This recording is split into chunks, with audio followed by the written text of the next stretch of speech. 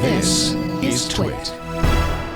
So listen, I've been running a small wholesale business forever. Windows XP, very simple. I have what they call a Back to the Future phone, my friends call it. It's an old school Nokia, way behind the times. Anyway, I'm starting a internet business, an e-commerce business. So I went and replaced my computers, got a Windows 7, doing all the backups. Now I need to look at the smartphones. I've been to the Apple store. I've checked out the iPhone 6, the 6 Plus, the Samsung Galaxy. I am more sold on the Apple, but here's the thing. I'm doing my emails on a web-based platform called Roundcube. My emails are on there and my contacts. But the thing is, I need something that's going to push to the phone, and ideally also the calendar and the tasks. And I spend hours on. Yeah, you can get Remember the Milk app, this app. I'd like to have something that all pushes to one phone seamlessly. Right. And I even asked my tech guy. He's like, well, you can get Exchange, but then you can't use tasks, but you could do this. I'd stick with Roundcube because Roundcube is IMAP, which will work with anything. Roundcube is his email server. So there are a number of email. There's no way to push the contacts as far as I'm aware. And they don't have a calendar and they don't have tasks. They don't have any of that stuff. Okay, yeah. Exchange does all of that. Here's what I do, and unless you can have some objection to it, it's what I would recommend is use Google. So Google has contacts and calendar. They also have mail. You don't have to use Gmail. You continue to use Round Mail, but if you wanted, you could use Gmail.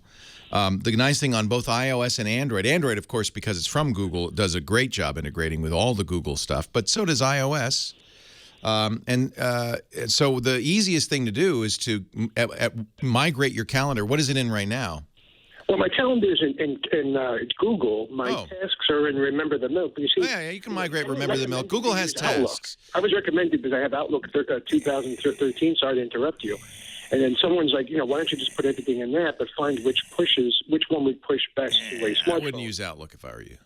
Outlook doesn't. No, I'm not a fan of Outlook. It's dated. It's pretty dated by now. Now the interesting thing is Microsoft has purchased a very nice app called Accompli. They just purchased another calendar app. Accompli is email. They purchased another calendar app called Sunrise, both of which work excellently with Google services. They would work just fine with Roundcube. And the interesting thing is that they've put that out as Outlook for iOS. Wow. I'm writing this down. Okay. Yeah, which is kind of interesting because it means you're now you're not using traditional Outlook. Outlook for Office is terrible, I think. It's a personal thing, and a lot of businesses use it. But it's old. It's really feeling its age. The user interface is very ungainly. And I'm just starting this business. I mean, I'm looking to obviously expand. Well, if I were starting a new business, I would go with Google Apps across the board. I'd use Yes, I would use Google Mail for business. I would use the Google Word Processor, Spreadsheet, Slides, Google Calendar. I would just go Google across the board. Very low cost. You don't need Microsoft Office at all. It works everywhere. The only place it doesn't work well is Windows Phone. Which I'm not interested in. If you're not going to use Windows Phone, then iOS and Android Google support is excellent. It's particularly good on Android, and it will always be. iOS, I'm thinking Apple would love to move away from Google. They haven't yet. And Google does continue to provide all of their apps on iOS. But boy, if you're Android, then you can use Google Hangouts as your messaging client, and I'm all in on Google. And sometimes people don't want to do it because they're worried about privacy, perhaps, or they just feel like Google's too big, it's scary. You know what? Microsoft's big and scary. They're all big and scary now. And a company has to be big and scary to provide you with all the services you want. What do you use, sir, if you don't mind me asking, for task management? I use Google Tasks, but there is a very nice task manager that integrates with it called AnyDo. It's what I recommend, AnyDo, and it works on iOS, Android, and web. And it integrates. If you sign up to AnyDo with your Google credentials, it will use your Google Tasks and Google Calendar and everything else. If you use my recommendation, I use Sunrise Calendar. You can use the Google Calendar, but I use Sunrise. This is on iOS or Android. Sunrise Calendar, AnyDo Tasks. The Google Contacts just interface with the phone's own contacts, which is fine. And I use Gmail, and I think you're in pretty good shape there. I appreciate and I think for starting up a business, that's a great way to start up. It scales with you. It's very affordable. And if you get 100 employees, it works just fine.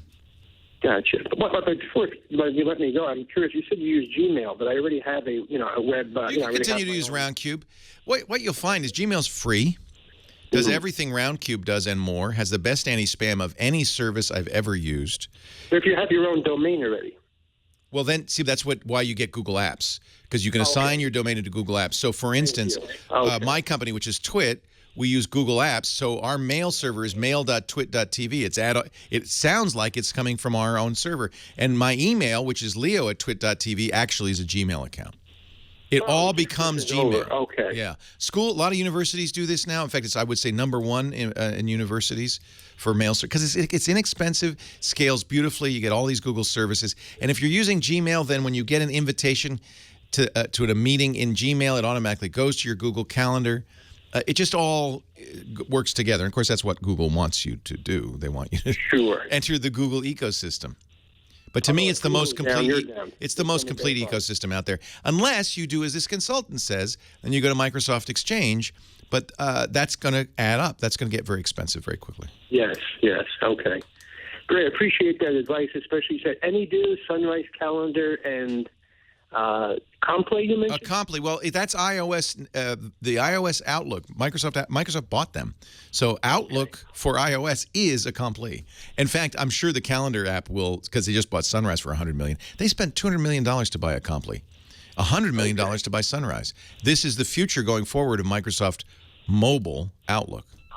Rather than leave behind the Outlook, don't even bother. I wouldn't. Oh man, Outlook on the desktop's a nightmare. Okay.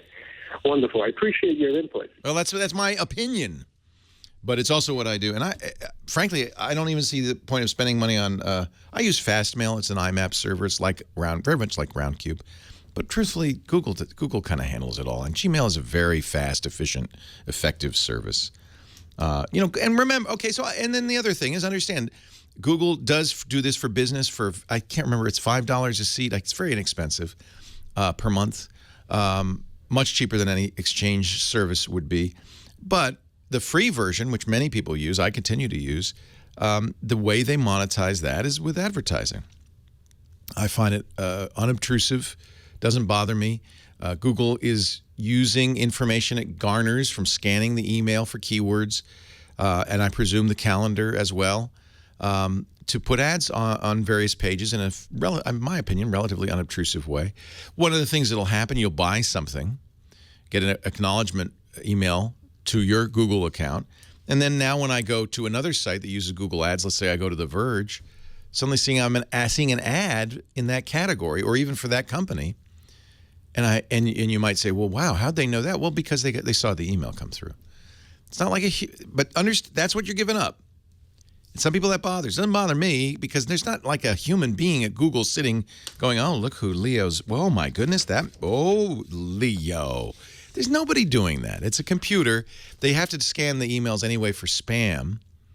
That's how all spam processing, I don't care if it's Microsoft, Google, or Apple, or your ISP or Roundcube, any internet service provider that is blocking spam does it by doing what? Reading your email.